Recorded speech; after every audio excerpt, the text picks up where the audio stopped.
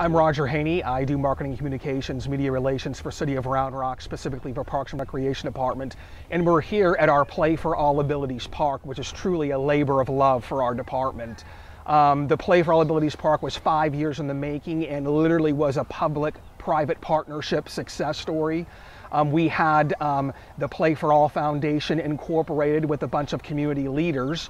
They formulated a 501c3 nonprofit company and began to fundraise for this project. They raised a little over $200,000. The city contributed funds, and we also had a local contractor donate in-kind services. We were able to build a $1.6 million park for $600,000.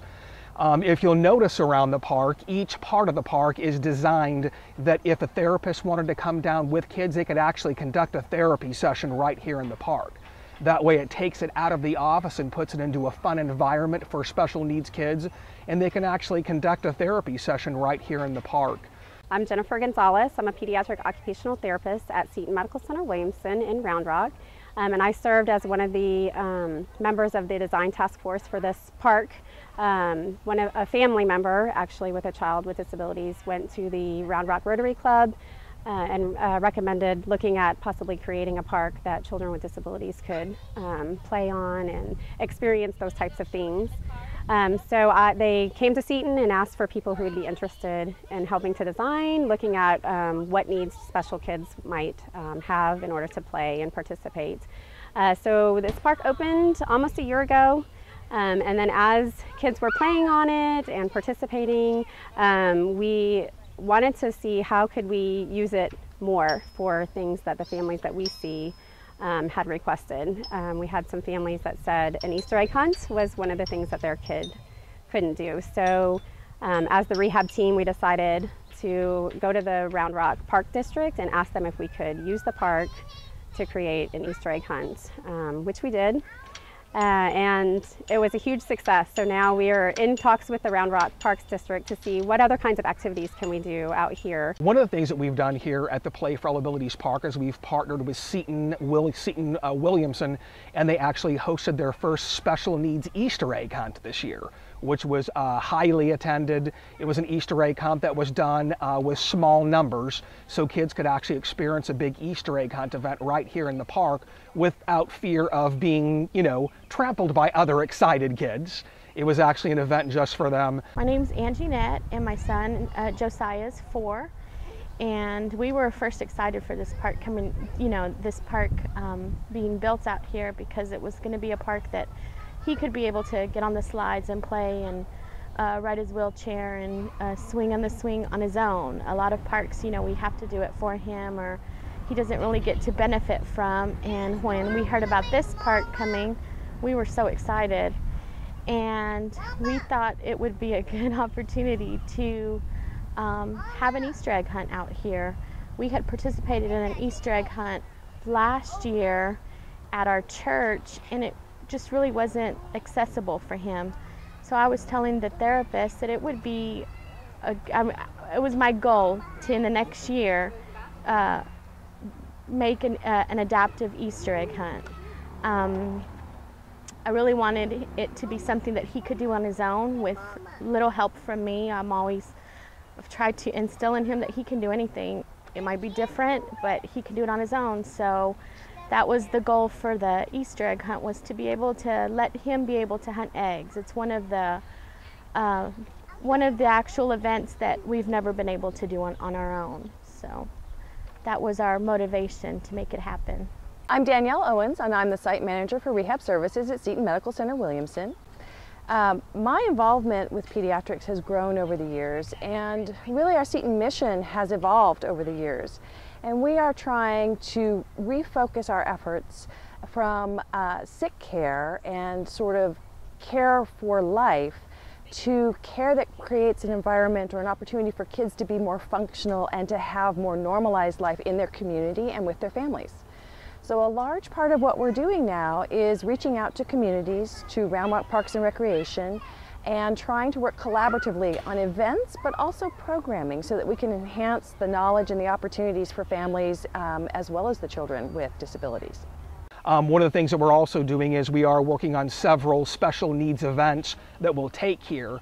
that will actually take place here in the Play for All Abilities Park too. So not only are we providing the park, we're actually planning special needs programming in the park for children of Round Rock and all of Central Texas. So our Easter egg hunt was such a great success that we have lined up other events that we're going to partner with Round Rock Parks on. The first is the Paddlepalooza this summer in July, and that's an opportunity for kiddos to get out on the water and experience what it's like to glide through the water and to be surrounded with the wind in your hair and all that good stuff. So adults will be supervising and allowing that opportunity. We also have a trunk or treat. So at Halloween time, we're going to use our wonderful city back here and provide trick-or-treating type of opportunities for kids of all abilities. And then something I think close to our heart and our mission, we're going to be doing the rock and roll. So at Old Settlers Park, they have the Trail of Lights, the light festival that goes on.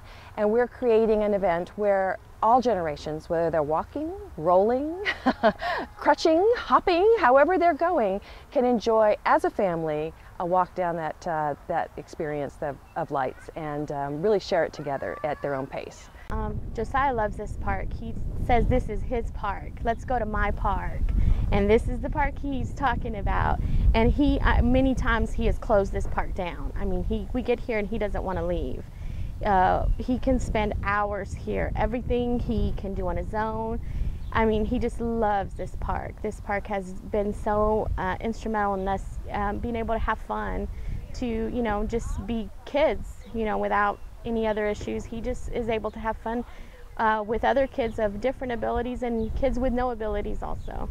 You'll also notice that we have a village towards the back of the park that represents the city of Round Rock.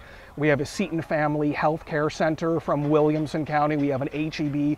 We have a Nile Maxwell Automotive Center, a local fire department. We built that because kids can actually come here and learn life skills in a non-threatening park environment. And I have some great stories to tell about our partnerships with Round Rock. As has been mentioned, the idea for an Easter egg hunt here at the Play for All Abilities Park came from families, came from a mom with her kiddo. And that launched a wonderful partnership. And we publicized our event throughout the Round Rock and Austin areas, and we had kids coming from all over, and for many of them it was the first time they had ever been to this park, and they were amazed with the different opportunities of the kids to be creative, to be interactive, and because of the space of this park they felt safe.